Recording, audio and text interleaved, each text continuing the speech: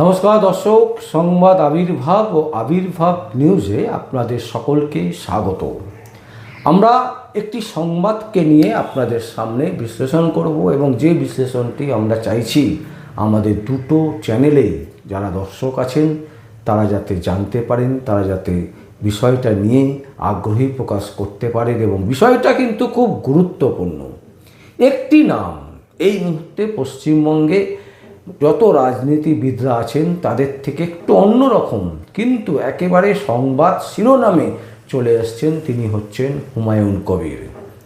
হুমায়ুন কবিরের আগেও নানান রকমের মন্তব্যের জন্য তিনি সংবাদ শিরোনামে উঠে আসেন, কিন্তু এইভাবে লাগাতার একটা বেশ কয়েক মাস ধরে তিনি কিন্তু সংবাদ শিরোনামের প্রথম সারিতে কিন্তু আছেন এবং তিনি নিজে দল গঠন করেছেন এবং সেই দল মিমের মতন দলের সাথে আন্ডারস্ট্যান্ডিং করেছেন এবং প্রত্যক্ষ পরোক্ষভাবে বেশ কিছু দল তাকে কিন্তু সমর্থন করছেন এবং যার ফলে যেটা দেখা যাচ্ছে কি যে হুমায়ুন কবির এই মুহূর্তে একটা নাম, একটা প্রতিষ্ঠান হয়ে দাঁড়িয়েছে। এখন বিষয়বস্তু হচ্ছে হুমায়ুন কবিরকে কেন এত তোলা হলো, কোন জায়গায় দাঁড়িয়ে হুমায়ুন কবিরকে তোলার জন্য মানে সংবাদ শিরোনামে আনার জন্য প্রয়াস তৈরি করা হলো, কেন? তার কারণ হচ্ছে তৃণমূল কংগ্রেসের কাছ থেকে একটা বৃহৎ সংখ্যক মানুষ, মুসলিম সম্প্রদায়ের যে মানুষজন আছে তারা রীতিমতো মুখ ফেরাচ্ছিলেন এবং সেই মুখ ফেরানোটা যদি সত্যি সত্যি একেবারে চলে যায় তাহলে কিন্তু তৃণমূল কংগ্রেসের ধরাশায়ী অনিবার্য। তাই সেটা যাতে অন্য কোথাও না যায়, হুমায়ুন কবিরের কাছে যাতে চলে যায়, এই রকম নাকি একটা পরিকল্পনা তৈরি করা হয়েছিল এবং সেই পরিকল্পনা অনুযায়ী হুমায়ুন কবির কিন্তু তার দল গঠন করেন এবং দল গঠন করার আগেই তিনি যেটা করলেন, প্রথম হচ্ছে একেবারে সংবাদ শিরোনামের প্রথম স্থানে চলে এলেন। বিভিন্ন ইউটিউবার তাকে ক্যাশ করতে শুরু করলো এবং তারাও বিপুলভাবে হুমায়ুন কবিরের কাছ থেকে অর্থ কামিয়েছেন বলে সংবাদ সূত্রে, বিভিন্ন সূত্র থেকে খবর পাওয়া যাচ্ছে। যেভাবে হুমায়ুন কবির নিউজের সম্মুখীন চলে এলেন, নিউজের ওপর সারির নিউজের ওপর পাতায় একেবারে চলে এলেন, সেটা হচ্ছে কি না, অযোধ্যায় তিনি যে রাম মন্দির বিতর্ক তৈরি হয়েছিল আপনারা সকলেই জানেন এবং সেই বিতর্ককে সুপ্রিম কোর্ট কী করেছিল, যেটা রায় দিয়ে সেখানে রাম মন্দির তৈরি করা হয়েছিল এবং তার পাশে একটি জমি দিয়ে বলা হয়েছিল যে এখানে মুসলমানরা তারা তাদের মসজিদ তৈরি করতে পারে। বাবরি মসজিদ ছিল সেই মসজিদের নাম এবং সেই মসজিদকে ভেঙে দীর্ঘ বছরে শুনানির পর এই রায় এসেছিল সুপ্রিম কোর্ট থেকে এবং তারপর সেখানে মন্দির হয়েছিল রাম মন্দির। তো বাবরি মসজিদকে ক্যাশ করে কি করলো হুমায়ুন কবির, তিনি বললেন মুর্শিদাবাদের রেজিনগরে আমি এইখানে বাবরি মসজিদ বানাবো, আর সেই বাবরি মসজিদের নাম করে কোটি কোটি টাকা তার কাছে চলে এলো, তার অ্যাকাউন্টে চলে এলো, তার ট্রাস্টের অ্যাকাউন্টে চলে এলো। হুমায়ুন কবির ফুলে ফেপে উঠলেন, তিনি দল তৈরি করলেন, প্রার্থী ঘোষণা করলেন, মিমের সাথে আন্ডারস্ট্যান্ডিং করে যৌথভাবে প্রার্থী দিলেন এবং শুধু তাই নয়, প্রতিষ্ঠিত রাজনীতিক দল দু একটা আছে তারাও তার সাথে যোগদান করলেন, তারাও তাদের সাথে হাত মেলালেন। আর এই হাত মেলানোর যারা একেবারে বলা যেতে পারে কাজ করেছেন, হাত মেলাবার জন্য যারা উৎসাহ প্রদান করেছেন, তাদের মধ্যে অন্যতম হচ্ছে বিভিন্ন ইউটিউব চ্যানেল। শোনা যায় যে হুমায়ুন কবিরের কাছ থেকে তারা লক্ষ লক্ষ টাকা ইনকাম করেছেন এই সংবাদকে সাধারণ মানুষের কাছে পৌঁছে দিতে। এটা করার মূল কারণ হচ্ছে যাতে মুসলিম সম্প্রদায়ের যে ভোট, সেই ভোটটা মমতা ব্যানার্জির কাছ থেকে সুইং করে চলে যায় হুমায়ুন কবিরের কাছে।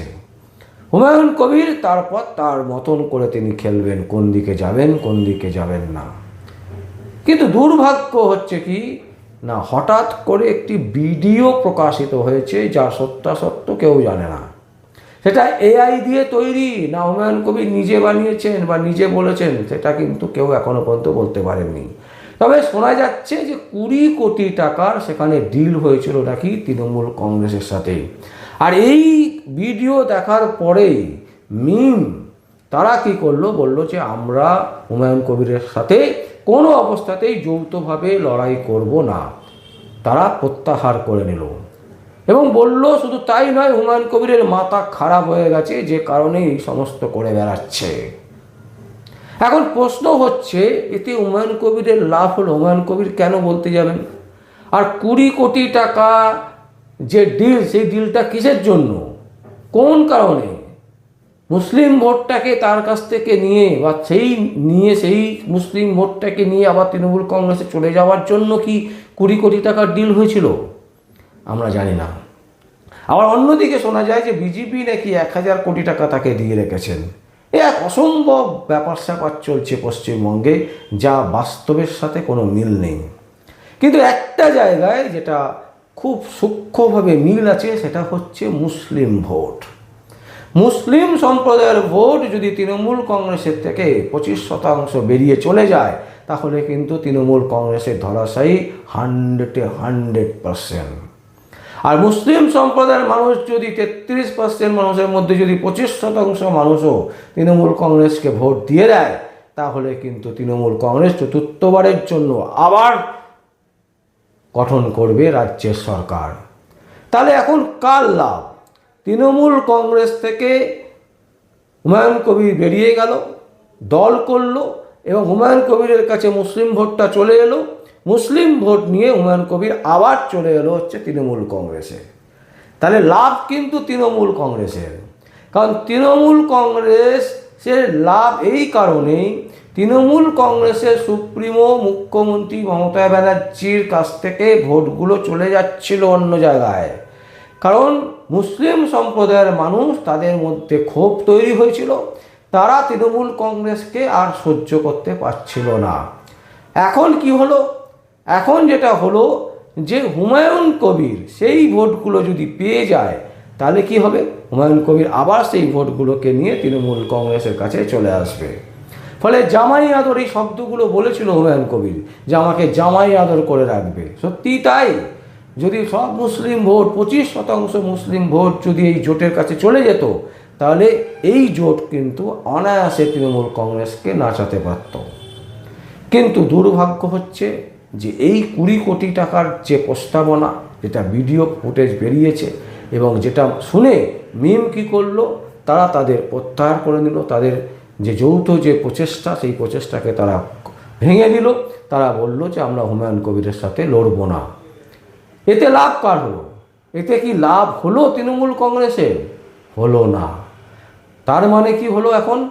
এখন যেটা সব কিছু মিলিয়ে দাঁড়ালো, সেটা হচ্ছে হুমায়ুন কবিরের প্রতি যে বিশ্বাস মুসলিম সম্প্রদায়ের মানুষরা রেখেছিল, সেই বিশ্বাসে কিন্তু ধাক্কা খেল। হুমায়ুন কবিরের বিশ্বাসে ধাক্কা খেল হুমায়ুন কবির। তিনি যে বিশ্বাস অর্জন করেছিলেন যে বাবরি মসজিদ করব, মুসলিমদেরকে দেখব, মুসলিম সম্প্রদায়ের মানুষের পাশে থাকব, এই সমস্ত কিছু কিন্তু ফেক হয়ে গেল। এখন দেখার বিষয় হচ্ছে এই যে মুসলিম সম্প্রদায়ের যে ভোট, এই ভোটের একটা বড় অংশ কি আবার তৃণমূলের দিকে ফিরে যায়, নাকি ভাগাভাগি হয়ে বিভিন্ন দলে চলে যায়? যদি বিভিন্ন দলে ভাগ হয়ে যায়, তাহলে কিন্তু এই বাংলার যে বিধানসভা ভোট, এই বিধানসভা ভোটে কিন্তু একটা ঐতিহাসিক ফলাফল আসতে পারে, যে ফলাফল কোনো সমীক্ষাই কিন্তু এখনো পর্যন্ত দেখায়নি। আর যদি ভাগাভাগি না হয়, যদি সুইং করে তৃণমূলের ওপর বিশ্বাস তৈরি করে ফেলে আবার যে না, অন্তত মমতা ব্যানার্জি এই রকম মিথ্যে বলে না, তাহলে কিন্তু তৃণমূল কংগ্রেস আবার চলে আসবে এই রাজ্যে সরকার গড়তে। এখন দেখার বিষয় হচ্ছে মুসলিম ভোটটা কিভাবে সুইং করছে বা কিভাবে ভাগাভাগি করছে। তবে এটা পরিষ্কার, হুমায়ুন কবির যে বিশ্বাস অর্জন করেছিল, সেই বিশ্বাসে কিন্তু তিনি আঘাত দিয়ে দিয়েছেন। সেই বিশ্বাস কিন্তু আর হুমায়ুন কবিরের প্রতি মুসলিম সম্প্রদায়ের মানুষের নেই। দর্শক, আমরা এই সংবাদ আপনাদের সামনে তুলে ধরলাম শুধু একটাই কারণে, যে মুসলিম ভোট কোন দিকে যাবে। আমরা এর পরবর্তী যে এপিসোডগুলো নিয়ে আসবো, তাতে অন্তত পক্ষে একটি এপিসোড আমরা করব যে মুসলিম ভোট কিভাবে সুইং করতে পারে বা কোন দিকে সুইং করতে পারে, তার একটা জাজমেন্ট, তার একটা অনুভব আপনাদের সামনে তুলে ধরার চেষ্টা করব। আর আপনারা ততক্ষণ চোখ রাখুন সংবাদ আবির্ভাব ও আবির্ভাব নিউজে। আমার নাম বিশ্বজিৎ পাল, আবির্ভাব নিউজ এবং সংবাদ আবির্ভাবের জন্য।